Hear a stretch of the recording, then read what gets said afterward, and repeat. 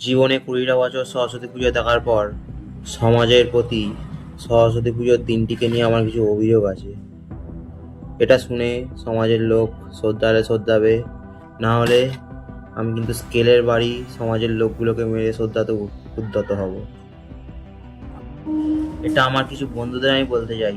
প্রত্যেক বছর পুজোর আগে তোরা বলিস আমি সিঙ্গেল সিঙ্গেল, আর পুজোর দিন প্রত্যেকে তোদের ওই গার্লফ্রেন্ডটা জুটে যায়। না না, আমি জানতে চাই এটা সম্ভবটা কি করে করিস তোরা?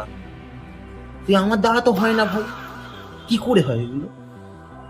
আর কিছু মামনিদের আমি বলতে চাই, তোমরা শাড়ি পরতে পারো না ভালো কথা, সোশ্যাল মিডিয়ায় সরস্বতী পুজোর আগে শাড়ি পরিয়ে দেওয়ার লোক চাই, কুচি ধরে দেওয়ার লোক চাই, এইসব যদি করতে দেখেছি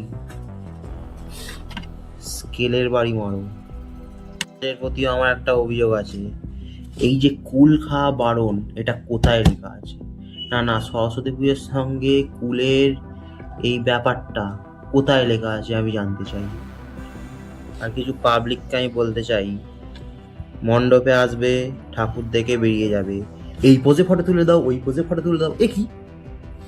চুপচাপ ঠাকুর দেখবি, বাইরে বেরিয়ে যাবি। আর ব্রাহ্মণদের আমি বলতে চাই, আপনারা জিভ ছুলে আসুন পুজো করতে আসার আগে।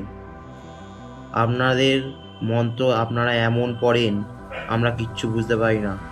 আগের বছর আমার একটা বন্ধু সেমিস্টারে সাপ্লি পাওয়ার পর আমাকে বলেছিল যে আগের বছর ব্রাহ্মণের সঙ্গে মন্ত্রটা ভালো করে বলতে পারিনি, কারণ ব্রাহ্মণের কথা কিছু বুঝতে পারছিলাম না, তাই ফেল করে গেছি। কোনো মানে হয়?